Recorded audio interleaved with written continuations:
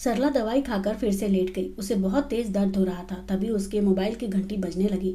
उसने phone receive किया तो उसके पिता दामोदर जी कहने लगे, बेटा मैं तुझसे मिलने के लिए घर आ रहा हूँ, कुछ चाहिए तो बता दे। सरला कहने लगी, नहीं पिताजी, मुझे कुछ नहीं चाहिए। दामोदर जी कहने लगे, ठीक है बेटा, मैं थोड़ी देर में तेरे पास आ जाऊंगा। फोन रखने के बाद दामोदर जी ने अपनी बेटी के ससुराल लेकर जाने के लिए थोड़ी मिठाइयाँ खरीदी और सरला के लिए थोड़े फल खरीद लिए। उसके बाद वो ऑटो पकड़कर बेटी के ससुराल जाने के लिए निकल पड़े। उन्होंने जानबूझकर बेटी की शादी एक ही शहर में करवाई थी ताकि कोई भी जरूरत पड़े तो तुरंत ही बेटी के पास पहुंच सके।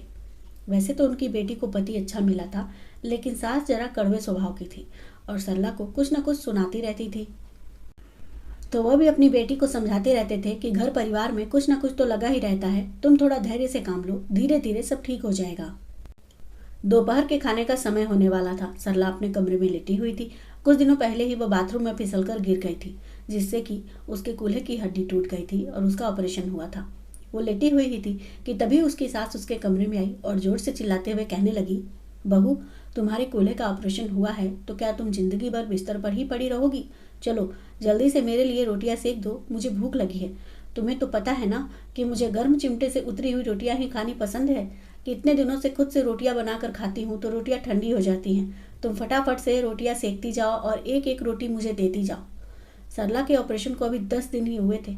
वो उठी तो दर्द के मारे उसकी चीख निकल गई। फिर सास ने उसका बाल पकड़कर खींचते हुए कहा कि तुम यहाँ जिंदगी भर बिस्तर ही तोड़ती रहोगी क्या? अब तो वैसे भी तुम्हारा ऑपरेशन हो गया है तो पता नहीं तुम ठीक से मेरी सेवा कर पाओगी या नहीं। तुम तो मेरे ऊपर बोझ की तरह ही हो, इसलिए जितनी जल्दी हो सके घर के काम काज को संभाल लो और यह चीखने चिल्लाने का नाटक मेरे सामने तो करना ही मत। तुम्हें अगर दर्द भी हो रहा है तो मुझे उसकी कोई परवाह नहीं है। मुझे तो बस अपना आराम देखना है। तुम चुपचाप रसोई में जाओ और मेरे लिए रोटियां सेकनी शुरू कर दो। ऐसे ही बैठी रहोगी तो हमेशा के लिए तुम्हारा चलना फिरना बंद हो जाएगा। तभी किसी ने उन्हें जोर का धक्का मारा, जिसकी वजह से वह फर्श पर गिर पड़ी। उन्होंने गुस्से से आंखें लाल करते हुए पीछे घूमकर देखा तो सामने सरला के पिता दामोदर जी खड़े थे। बहू के पिता को सामने देखकर वह सकपका सी गई, लेकिन अगले ही पल उन्हें याद आया कि उन्हें धक्का मारने वाले दामोदर जी हैं। तो वह उठकर खड़ी हुई और गुस्से में घूरते हुए कहने लगी, ये क्या कर रहे हैं आप समधी जी? आपने मुझे धक्का क्यों मारा? दामोदर जी ने गुस्से में कहा कि यहाँ मेरी बेटी इतनी तकलीफ में है और आप मेरी बेटी के बाल पकड़कर खींच रही हैं। मैंने तो अभी केवल आपको धक्का ही मारा है, लेकिन आगे आगे देखिए कि आपके साथ क्या होगा। अरे आपकी जुबान कड़वी थी तो मैं इतने दिनों से अपनी बेटी को समझाता रहता था कि जाने दो, कोई बात नहीं, वह घर की बड़ी है, दो चार बातें बोल भी देती हैं तो सुन लिया करो। लेकिन मुझे नहीं पता था कि आप मेरी बेटी पर हाथ उठाती होगी। और अभी इसकी हालत देख रही हैं आप, फिर भी आप इसके बाल पकड़कर कैसे खींच सकती हैं? सरला अपने पिता का सहारा लेकर उठ खड़ी हो गई थी। दामोदर जी ने तुरंत ही राकेश को फोन करके घर बुलाया। जब राकेश घर आया तो दामोदर जी ने कहा कि आपकी मम्मी मेरी बेटी के साथ बहुत गलत व्यवहार कर रही हैं। अब या तो अपनी गृहस्थी अलग करिए या फिर मुझे कोई कठोर कदम उठाना होगा। राकेश कहने लगा, माँ क्या किया है तुमने सरला के साथ? तब उसकी माँ बेटे के सामने शरीफ बनने का नाटक करते हुए कहने लगी, अरे बेटा, मैंने तो कुछ भी नहीं किया है। तुम्हारी बीवी को गृहस्थी संभालनी आती ही नहीं है। उसे आज़ाद रहना पसंद है और मेरे साथ नहीं रहना चाहती है, इसलिए मुझ पर झूठे आरोप लगाती रहती है। और आज तो उसके पिताजी भी उसका साथ दे रहे हैं। मैंने तो बहू से बस इतना ही कहा था कि दिन भर बिस्तर पर ही मत पड़ी रहा करो। डॉक्टर ने तुम्हें हल्की फुल्की वॉक करने के लिए भी कहा है। बस इतने में ही बहू के पिताजी भड़क गए और मुझे खरी खोटी सुनाने लगे। देख बेटा, तुझे अपनी पत्नी का साथ देना है तो तू इसे लेकर अलग हो जा, लेकिन मैं ऐसे रोज रोज झूठे आरोप सहन नहीं कर पाऊंगी। इतना कहकर वह रोने का दिखावा करने लगी तो सरला बोल पड़ी, राकेश, मेरे पापा झूठा आरोप नहीं लगा रहे हैं। मम्मी जी मुझे रोटियां पकाने के लिए रसोई में भेज रही थी। मैंने उठने की कोशिश की और मेरे पैर में दर्द हो गया तो इन्होंने मेरा बाल पकड़कर खींचा है और मुझे अपशब्द भी कहे हैं। आज तक तुम्हारी खातिर मैं सब कुछ सहते हुए आ रही थी, लेकिन अब मुझसे और नहीं सहा जाता है। मानती हूँ कि मेरे ऑपरेशन के बाद मैं कुछ दिनों तक घर के काम नहीं कर पाई, लेकिन परिवार का सदस्य होने के नाते क्या मुश्किल समय में आप लोग मेरा ध्यान नहीं रखोगे?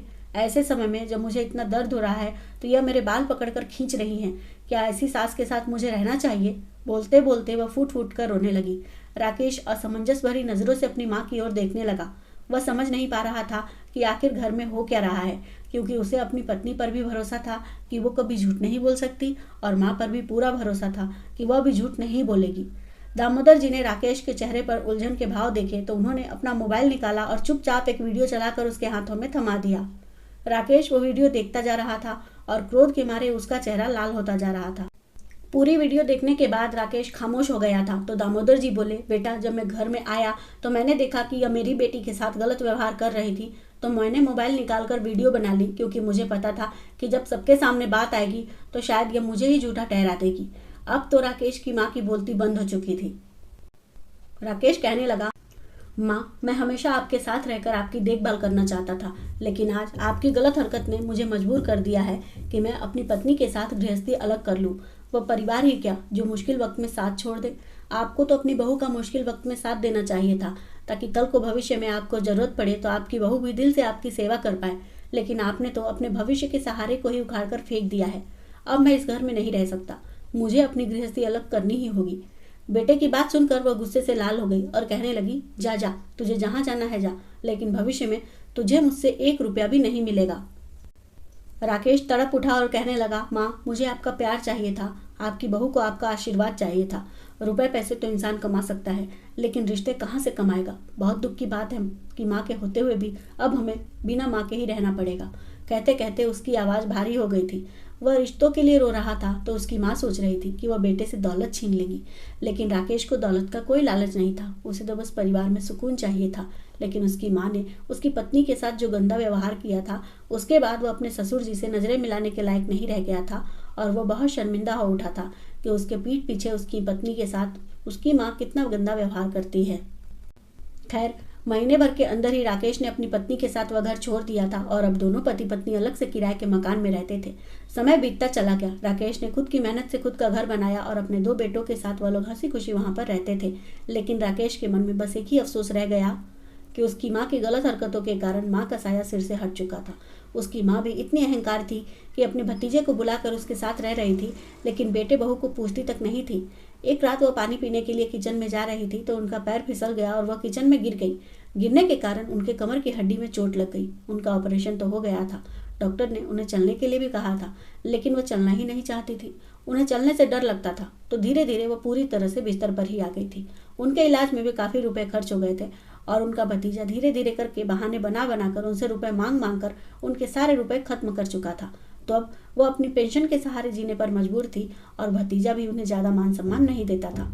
अब राकेश की माँ अपने बेटे बहू को याद करके बहुत पछताती थी, लेकिन वह इतनी शर्मिंदा थी कि बेटे बहू से नजरें मिलाने के लायक भी नहीं थी और अपनी बाकी बची हुई जिंदगी एक सजा के रूप में काटने के लिए मजबूर हो गई थी। 6 महीने तक कष्ट भरा जीवन जीने के बाद उनकी सजा का अंत हुआ। इधर भले ही राकेश को माँ की दौलत नहीं मिली, लेकिन उसे एक प्यारा परिवार मिला था और अपनी मेहनत के दम पर उसने अपने जीवन में सब कुछ हासिल कर लिया था और अपने बच्चों के लिए काफ़ी संपत्ति भी इकट्ठी कर चुका था। वैसे भी उसका मानना था कि इंसान को अपनी मेहनत पर भरोसा होना चाहिए। धन दौलत तो आती जाती रहती है। तो दोस्तों, आपको यह कहानी कैसी लगी कमेंट करके ज़रूर बताइएगा और मेरी लिखी हुई और नई कहानियों के लिए कथा संचय चैनल को सब्सक्राइब जरूर कर लीजिएगा। धन्यवाद।